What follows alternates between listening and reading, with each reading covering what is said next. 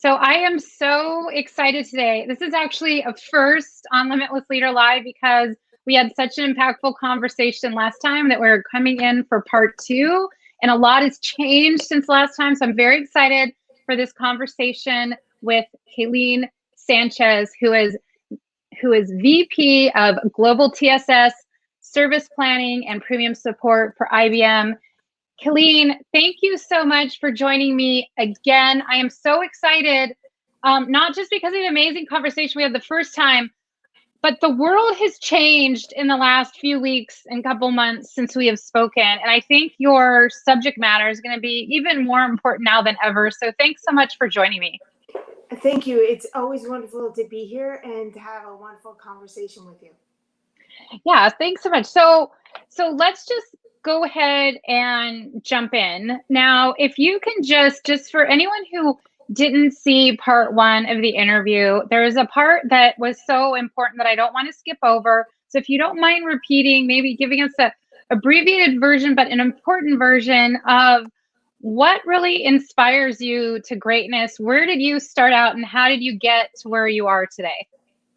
Sure. I would say the foundation of that is something as simple as having a voice and expressing that voice. And one of my biggest concerns, and I would say it's something I had to work through, is being okay with ensuring that others respected that voice, and also we're okay with my orthogonal thinking, because I really appreciate diversity of thought, because I really believe that's what makes the world go round. Similar to when my professor father said I should study more and more mathematics. So I would say that fundamentally, the overall aspect of my career and the key differentiator is the fact that I have very interesting thoughts about technology and being open to new types of thinking.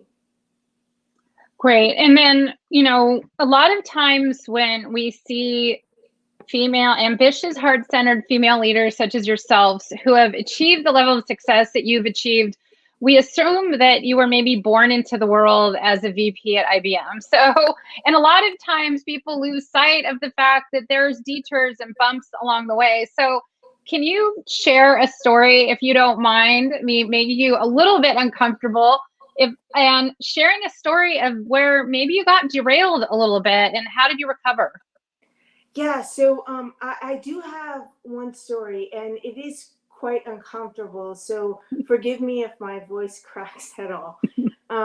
So I was a newly appointed leader within IBM. I was sent to the East Coast to present on a deep technical situation that impacted an end user, a customer. And so I won't specifically say who that customer was, but it was interesting because I entered the boardroom, and let's just say the audience was quite surprised about, and they made comment about my age as well as my gender. And it was at the point in time where I was still setting up my laptop to actually present something on PowerPoint. And during that time, I started thinking, okay, look, Kline, you were born in Las Cruces, New Mexico. This entire boardroom already thinks you're somewhat rock bottom. So I don't know, take a chance. You could actually just go up from here. And so it was like a quick realization that they already somewhat discounted me, where they even made comments like, oh, so IBM sending us a 15-year-old. And by the way, I love the fact that they guessed so very young. That was like beautiful to me. But at the same time, I realized that, hey, I've got to figure out how to get my mindset in a focused way so that I win the audience, so they see me as a valuable expert coming into the situation to enable the end-to-end recovery. So that was tough for me, but at the same time, I realized that I'm not going to stay rock bottom. I'm going to go up from here. And they really don't know who Kline is. I paved that path for them. And that's in the end what I did. And many of those individuals are still great partners today. They're actually friends who probably have just texted me because I saw my phone light up. Yeah, so that's fantastic. And I just want to point out for anyone listening that that is really a trait of a world-class performer, maybe even before you considered yourself one, because the difference, you know, everybody feels anger, fear, doubt, frustration, even the Olympians that are performing right now. There's always comparing, there's always doubt. Do I deserve to be here? How is it going to turn out? And that type of thing. But the difference between world-class performers, the one thing that I really want to highlight that you did and that you did very well is to decide. You get to decide. And I think last time we had a conversation around the word decide, it means actually death of, like death of any other option. So this meeting is going to happen. I'm going to focus on what I have control over, and there's nowhere but up from here.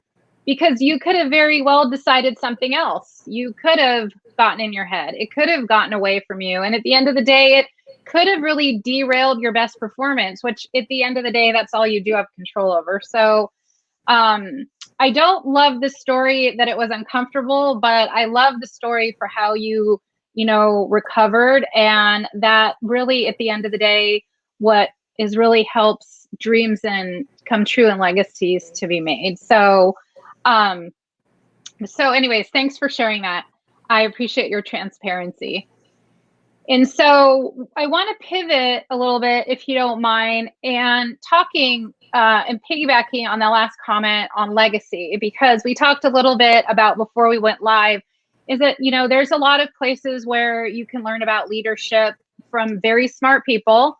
And there's a lot of places to learn about influence. And but one thing that a lot of people in a lot of places, at least in my work with, you know, C-level female leaders across the country, is that we don't connect into our legacy.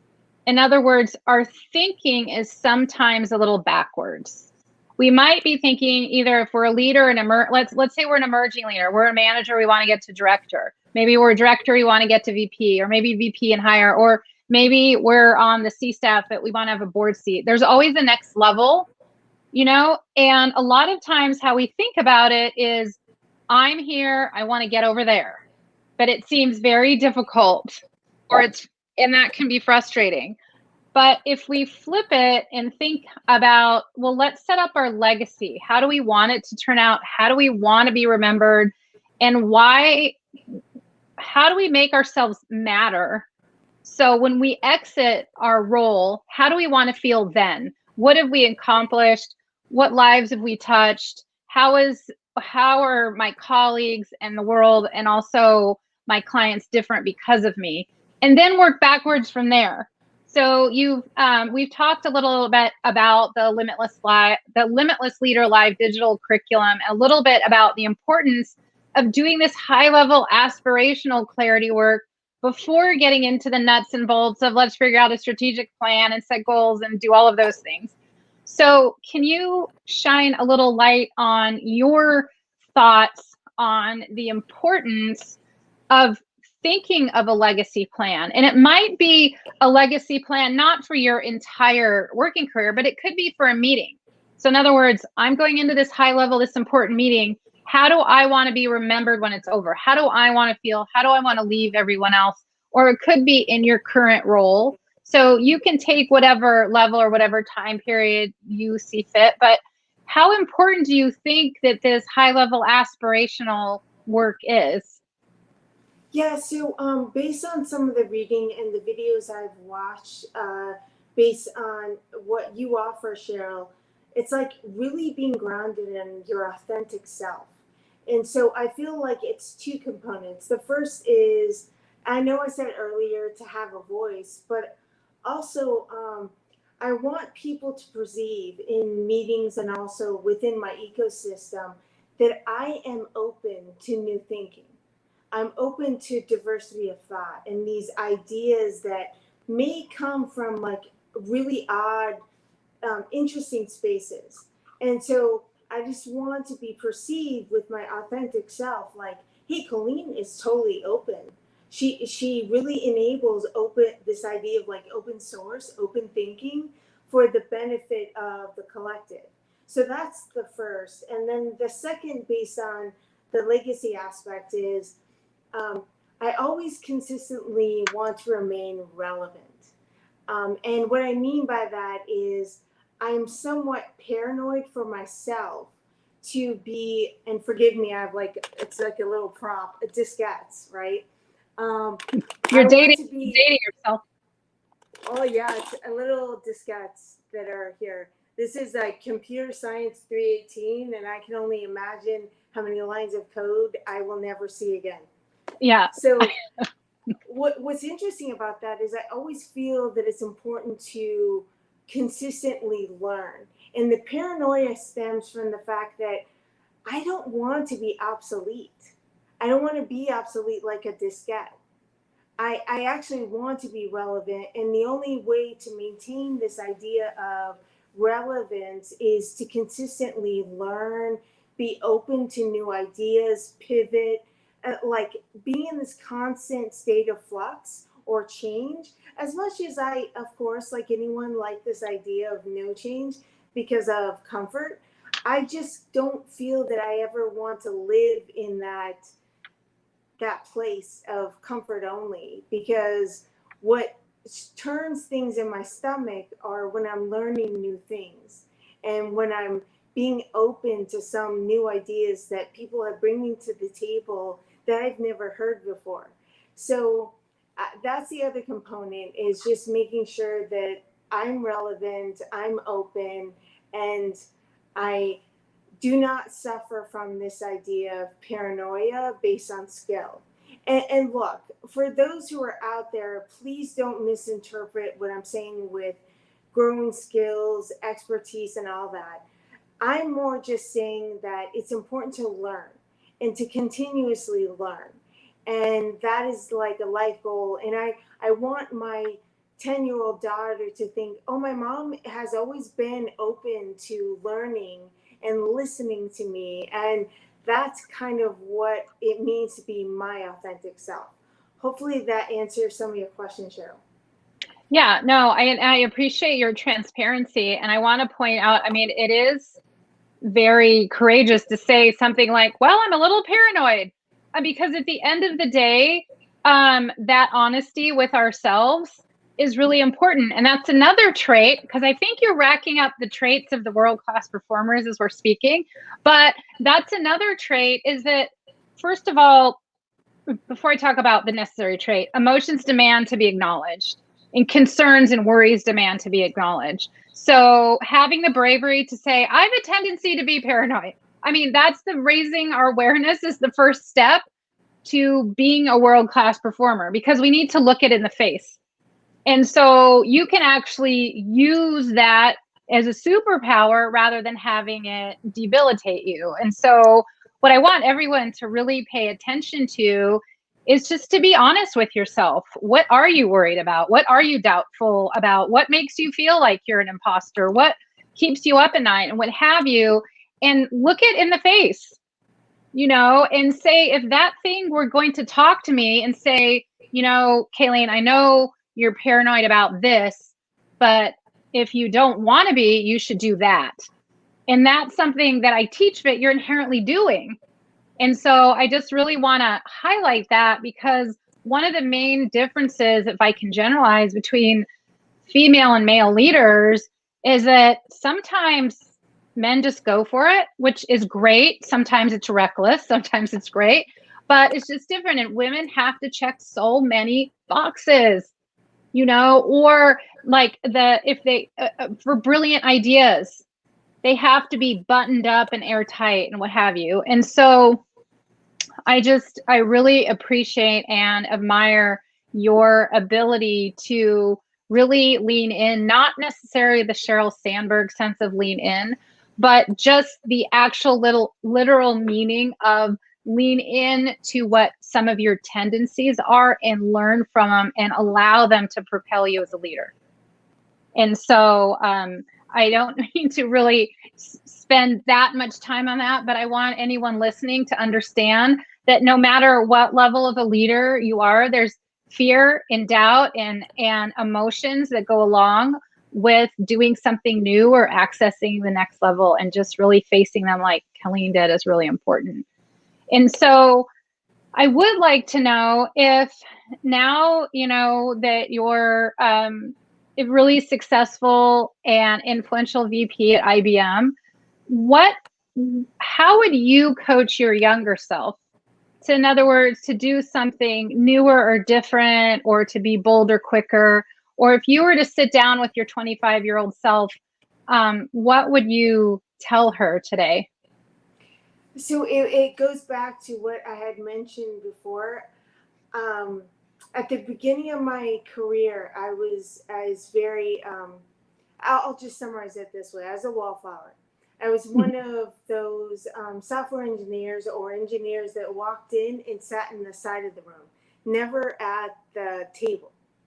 And I never really, I felt like I could have been coached to say, hey, you should be confident. You have some really good ideas. I always felt insecure that it wasn't possible.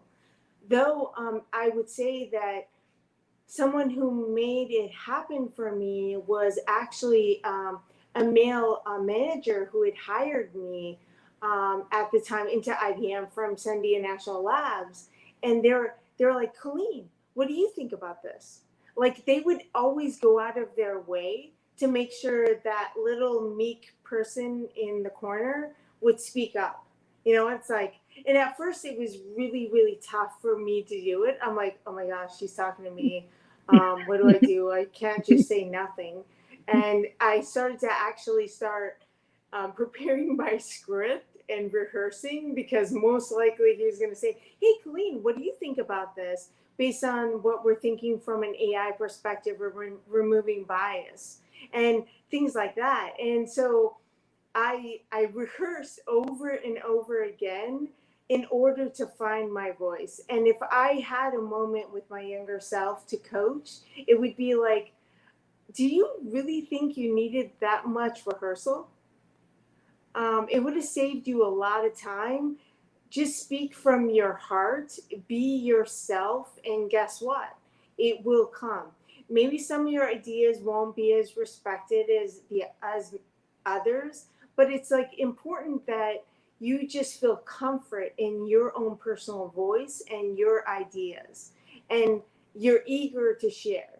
So that to me was like compelling, because without this person, I would have still remained in the side of that corner office, or even online on a Zoom or WebEx call, never being the one who spoke up. But that individual gave me the path to have a voice. And then I worked to repeat and have that voice over and over again. Yeah, so thanks for sharing that. And then for everyone watching, I would really like to invite or put on my coaching hat and challenge you to think about, who do you not just need to support when they come up with an idea, but who can you pull up and who can you challenge, just like Calline was challenged, and really say, what do you think? Who can you pull into a high-level meeting that maybe wouldn't necessarily been invited? And then ask them in that meeting, what do you think? And maybe give them a little heads up that you might ask them, so they're not like really shocked.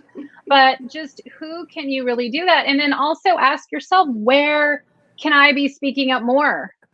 Where can I be more authentic? Where, when I have something in my gut, in my heart, where can I be more courageous and more bold and speak up? So thank you so much for bringing that up, because at the end of the day, we have a lot of work to do when it comes to equity inclusion in the workplace.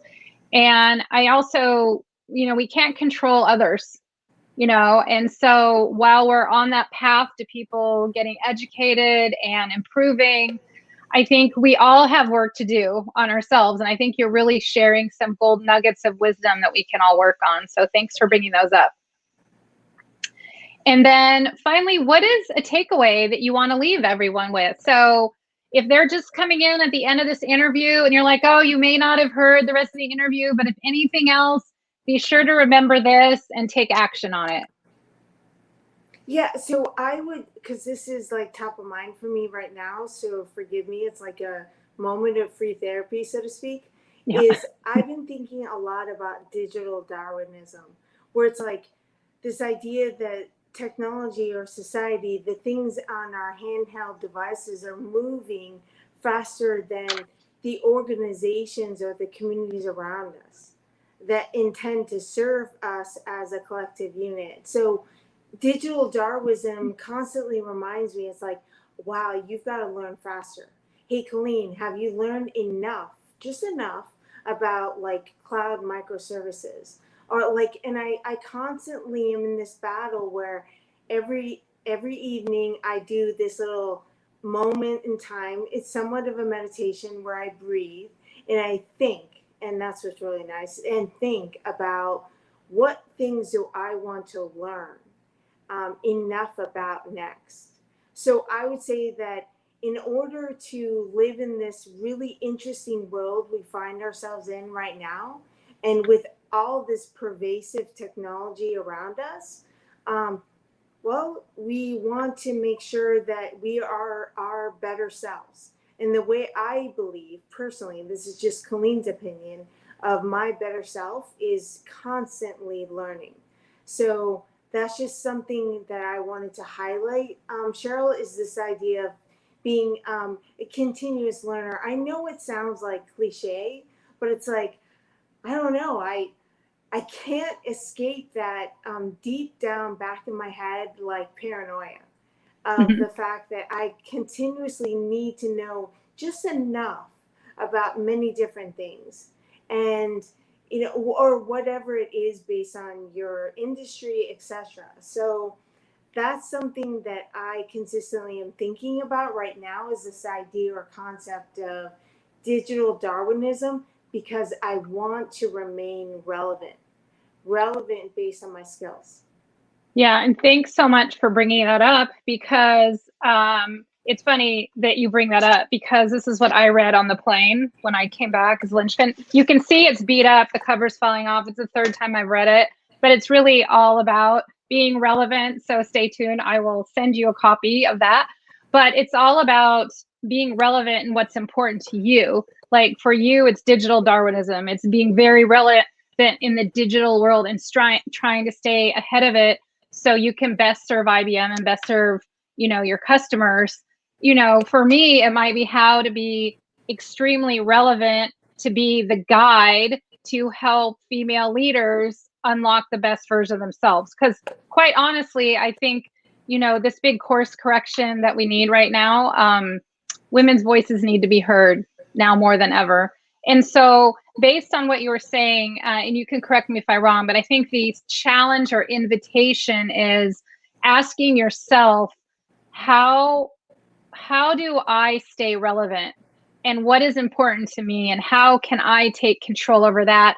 And maybe this month, and maybe you do it month by month, what's important this month that I need to learn to make myself as relevant as possible? Where can I improve? And I think we all have room for improvement. And I think if we all focus on the process and put in that work, just like you were saying, we're going to really set ourselves up for being really impactful and seeing some of the amazing success like you have seen recently, Calline. So thanks so much for sharing that. I hope everyone takes this invitation and challenge to heart, because the world really needs to hear your voice right now, and just to speak up from your heart and your gut, like Calline was talking about. So Calline, thank you so much for this follow-up conversation and your time. Keep inspiring, and I look forward to following you. Wonderful. Thank you so much for the opportunity. And I'm so excited. I was bold with this awesome weird shirt. So yeah, I know. You're inspiring me that I'm going to get away from the gray and white. Next interview, watch out. I'm going to have on a bold shirt like you.